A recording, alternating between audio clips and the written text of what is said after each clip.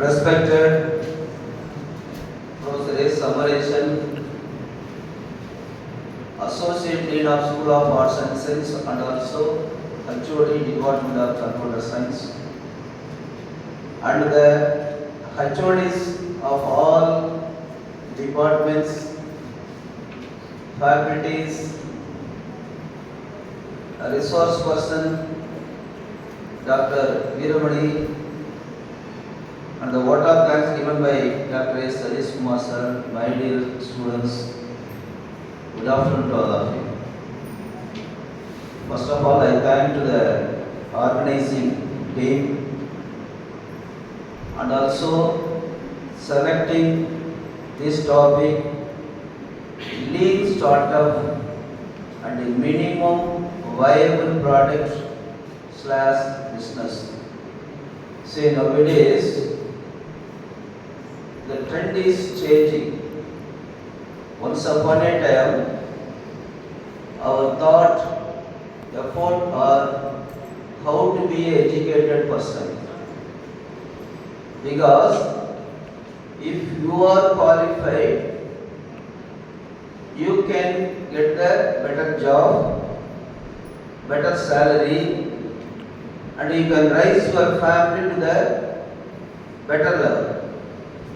Once it was the aim when we were born, but nowadays, because of having the facilities, helping agencies, then government's help, educated persons are more. Many graduates are available in the society. Now, what is the trend is in which who are the unique quality, who are the skilled persons, who are the commitment persons, such a way they are selecting. Even 1,000 people, students are gathering for the placement. Only 10% of the students are having skilled persons, talented persons, efficient, intelligence. Others are having only certificates, not qualified, really qualified. So, the heading for the seminar, what way it is changed, instead of taking many recent trend in science, read and recent trend physics like that. Nowadays, lean startup and minimum viable products. அதாவது உன்னிடம் இருக்கக்கூடிய வளம், infrastructure அவைகளை வைத்துக்கொண்டு, உன்னிடம் உள்ள திறமைகளை வைத்துக்கொண்டு, உன்னுடைய செலவிற்காக குறைந்த முதலீட்டில் நிறைந்த வருமானங்களை எவ்வாறு பெறுவது? இப்ப இதுல எத்தனை பேர் நீங்க earning and learning please raise your hands இருப்பீங்க? சம்பாதித்துக் கொண்டே படிக்கக்கூடியவர்கள் எத்தனை பேர்? அது கடையில போய் வேலைக்கு இருக்கலாம், காலையில கூலி வேலை செஞ்சுட்டு வரலாம், மற்றவங்க ஹெல்ப் பண்ணலாம், ஒரு டியூஷன் எடுக்கலாம். யாரோ கேட்குங்க? Please raise your hands if you are in that category. அப்போ உங்கள்கிட்ட எந்த திறமையுமே இல்லையா? இருக்குது. நீங்க அதை வெளிக்கொணர்வதற்கான முயற்சிகள் செய்யவில்லை. என்னுடைய வாழ்க்கையை மட்டும் நான் உங்களுக்கு ஒரு உதாரணமாக சொல்லிட்டேன். நான் எம்எஸ்சி முடிச்சுட்டு, எம்எஸ்சி பிசிக்ஸ் முடிச்சுட்டு ஒரு வருஷம் சென்னையில் வேலைக்கு அலைகிறேன், அண்ணவிடம் இருந்ததுனால. அப்போ பார்க்கும்போது அவ்வளோ லீனாக இருப்பேன். எஸ்எல்சின்னு கேட்பாங்க. அதனால் நிறைய இடத்துல வேலைக்கு போகிறதுக்கு மற்ற இடத்துல எஸ்எல்சின்னே சொல்லிடுவேன். ஏன்னா எம்எஸ்சின்னு சொல்லி நீ ஒரு எம்எஸ்சியான்னு கேட்பாங்க. அவ்வளோ ஒல்லியாக இருப்பேன். எந்த ஒரு ஒரு ஸ்கூலில் போய் ஹையர் செகண்டரி ஸ்கூலில் வேலை கேட்குறேன், உன்னால் வந்து ஸ்டூடெண்ட்டை டாமினேட் பண்ண முடியாது, ரொம்ப ஒல்லியாக இருக்கேன் நான். That was my MSc stage.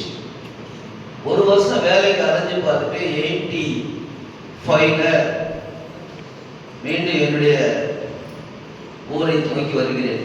நமக்கு எவன் கொடுக்க மாட்டாங்களா? எனக்கு என்ன அப்பவே ஒரு பழக்கம்னாக்க, என் பக்கத்தில் இருக்கிறவங்களாம் நான் சொல்லி கொடுப்பேன் நான் படிக்கிறது.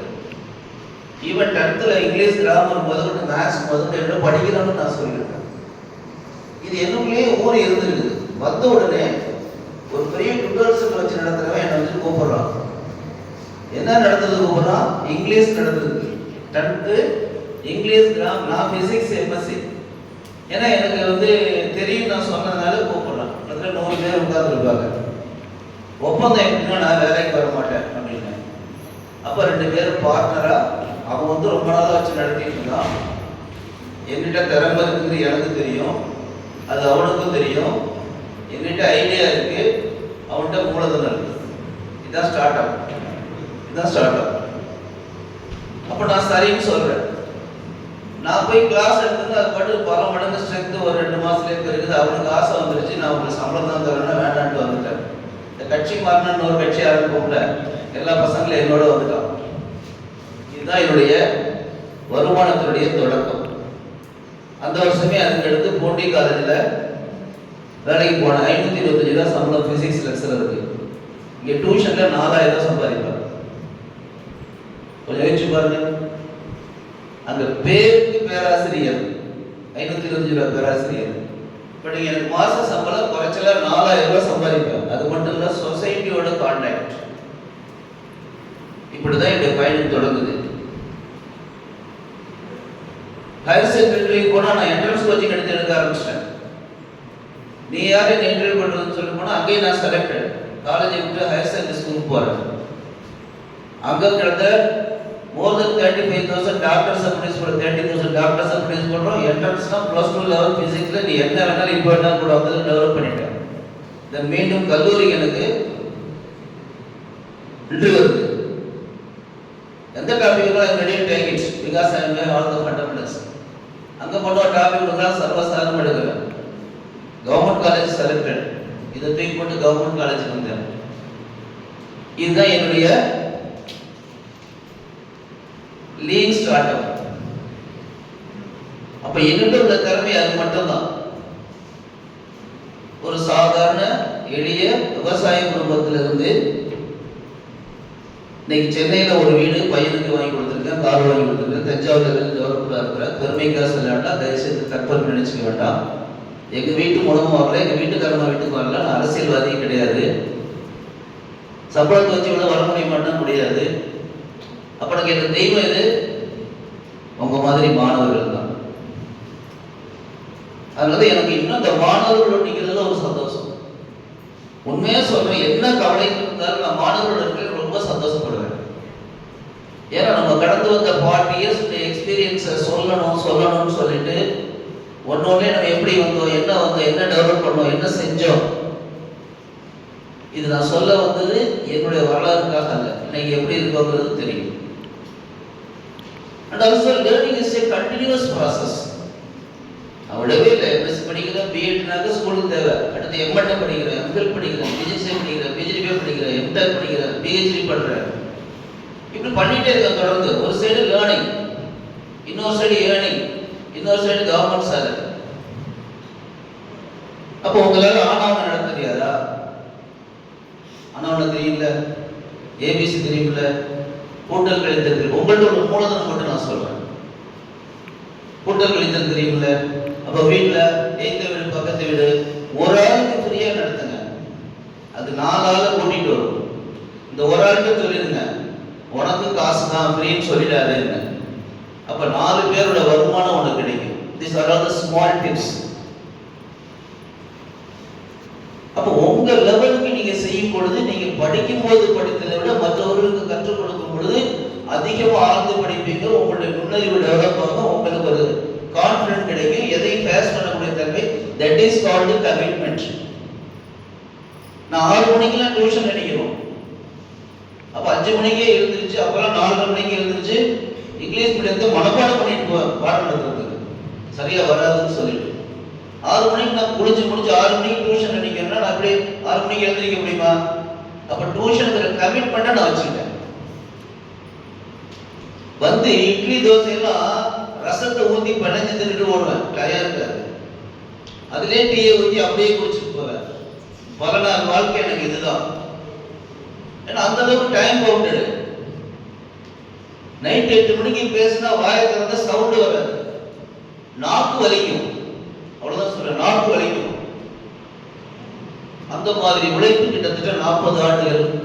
இன்னும் காலையில அதே பயணத்துல போடணும்னா 5 மணி 4:45 தான் எடுத்துட்டு பார்க்கிறோம். அப்ப நீங்க என்ன செய்றீங்க உங்களுடைய வளர்ச்சிக்காக? நான் சொல்றது டியூஷன் எடுத்துங்கன்னு சொல்லவே இல்லை. சின்ன சின்ன உன் வீட்டை சுத்தில இருக்கக்கூடிய சின்ன இடத்துல உன் வீட்டுக்கு தேவையான அத்தனை காய்கறிகளையும் போட்டு பாரு, அழகு பாரு. அது தண்ணி ஊத்துறதுல ஒரு அழகு, அது வளர்றதுல ஒரு அழகு, சந்தோஷம். அது வளர்ந்து, அதாவது 1 கிலோ கத்திரிக்காய் வாங்கி நீ வீட்டுல சமைக்கிறதை விட என் வீட்டு தோட்டத்தில் நான் பயிர் செய்து விளைந்த ஒரு கத்திரிக்காயோட சுவை அந்த 1 கிலோ கத்திரிக்காயின் சுவையோட சிறந்ததுன்னு ஒரு கவிஞர் எழுதுவோம். அவ்வளவுதான் நான் ஒண்ணு சொல்லலாம். இது ஒரு சைடு. இது நான் சொல்றது வந்து வீட்டு தோட்டம் சொல்லிட்டு. வீட்டு உபயோக பொருள்கள், லேடிஸ்னா ஒரு தையல் மிஷின் கத்துக்கலாம், சின்ன கூடை இருக்கலாம், சின்ன சின்ன ஏதாவது செஞ்சு விற்கலாம். ஊறுகாய் போடுறான், முறுக்கு போடுறாங்க.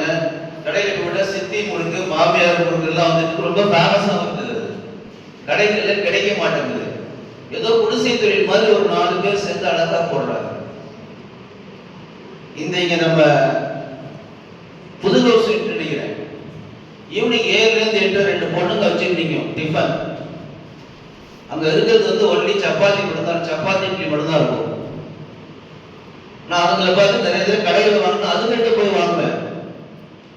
என்னம்மான்னு கேட்டால் நாங்கள் படிச்சுட்டு இருக்கோம் சார், நாங்கள் இதை செஞ்சாதே இவ்வளோ வைப்போம், எங்களுக்கு ஒரு நாளைக்கு கிடைச்சது 300 ரூபா கிடைக்குது, 400 ரூபா கிடைக்குது. கொஞ்ச நாள் பார்த்தா அங்கே பெரிய கியூவே ஃபார்ம் ஆயிடுச்சு. குவாலிட்டி நல்லா இருக்கு. பார்ட் டைமா 2 ஹவர்ஸ்ல 300-400 ரூபா. காலையில சத்யா ஸ்டேடியத்துக்கு போறேன். அம்மா அப்பா பையன் காலேஜில் படிக்கிறான். அவங்க அம்மா வீட்டுல இருந்து எல்லா வகையான இந்த பரண்டை சூப்ல ஆரம்பிச்சு பருத்தி பால் ஆரம்பிச்சு ஏன் செஞ்சுக்கிட்டே இருப்பாங்க. அவங்க அப்பா பட்டாத்து வச்சுக்கிட்டே இருக்காரு. பையன் ஊத்தி கொடுக்குறான், முடியல, அவ்வளவு ரஷ். எல்லாரும் வாங்கி சாப்பிடுறாங்க, வீட்டுல முடியாது. அவனை கேட்டா ஒரு நாளைக்கு மினிமம் எனக்கு வந்து காலையில மட்டும் 2000 கெயின்ஸ் ஆகிற, போய் பாருங்க சத்யா ஸ்டேடியத்துல காலையில பாருங்க. அப்ப அடுத்த ஒரு போட்டு போட்டான், மாலையில் இந்த இடத்தில் கிடைக்கும், வேற ஒரு இடத்த போட்டு வச்சிருக்கான், நீங்க பார்த்துருக்கலாம். அவன் படிக்கிறான், காலையிலக்குள்ள இவ்வளவு சம்பாதிக்கிறாங்க. கொஞ்சம் கற்பனை பண்ணி பாருங்க, நீங்க என்ன உங்களுடைய வருமானத்துக்கான செயலை செஞ்சுட்டீங்கன்னு சொல்லி பாருங்க. கைத்தில் ஒன்றை கற்றுக்கள், கவலை உனக்கிலே ஒத்துக்கள். ஏன் போய் நீங்க வேலை தேடும் கல்வியை நீங்கள் படித்தாலும் உங்களால் ஏன் உங்களுக்கும் மற்றவர்களுக்கும் வேலை கொடுக்கும் கல்வியை பெற முடியாது? சொல்லுங்க. வொகேஷனல் எஜுகேஷனை பற்றி எப்படி நிர்வாகம் அப்படிங்கிறது வந்து ஒரு, நான் பள்ளி கல்வியில் இருக்கையில் கும்பகோணத்துல கவர்மெண்ட்ல இருந்து ஒரு ஆர்கனைசேஷன் எங்களையும் கொண்டு வந்தாங்க பேசுறதுக்கு. நான் போய் சொன்னேன், பெரிய அதிகாரிகள் உட்கார்ந்தாங்க.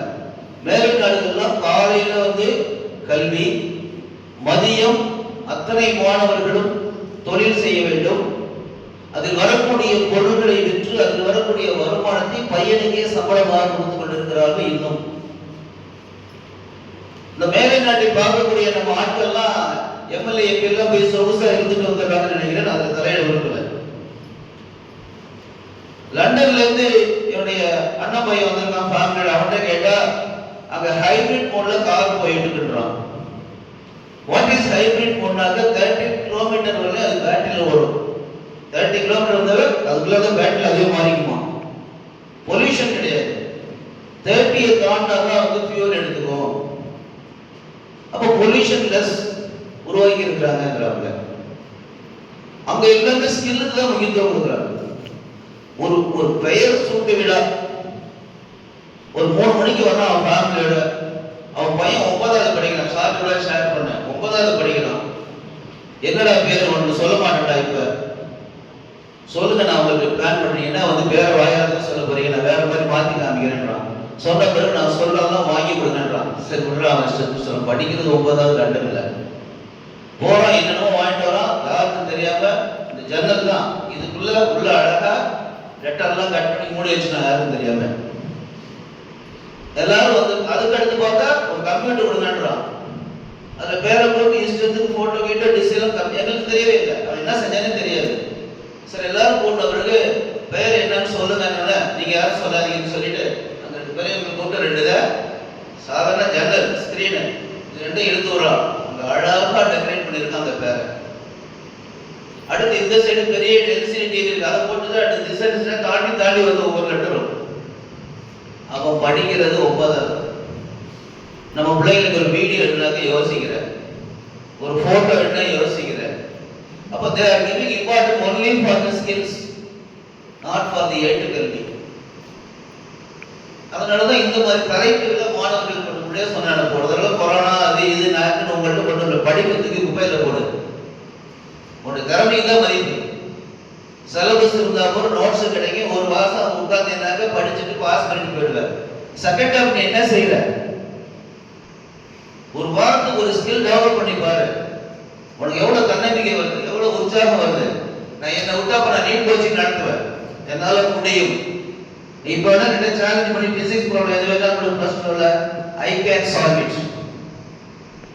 அந்த ப்ராப்ளம்லாம் ஈஸி எப்படி சால்வ் பண்றதுன்ற மெத்தட் என்கிட்ட இருக்கு. ஆனா நான் உங்கள்கிட்ட நடத்துறதுல எனக்கு 3-4 பொறுப்புகளை கொடுத்து வகுப்பறையில் வர்றதுக்கு நேரம் கிடைக்க மாட்டேங்குது. I want to share all my knowledge and experience with you, but because of not having the enough time, I am going here and there. But the admission process within 1 month அது normal ஆயிடும். அது பிறகு almost ஒரு நாளைக்கு போய் நான் sir person ஒரு நாளைக்கு கொண்டு வர கிளாஸ் கொடுங்க சார் சொல்லி யாரா இருந்தாலும் அட்லீஸ்ட் செகண்ட் ஹவர் எனக்கு அலாட் பண்ணுங்க. I share with all the students how to develop your knowledge, how to develop your economy, how to be a better man in the society. I will tell you. Thank you. With this introduction, I finished it. Thank you.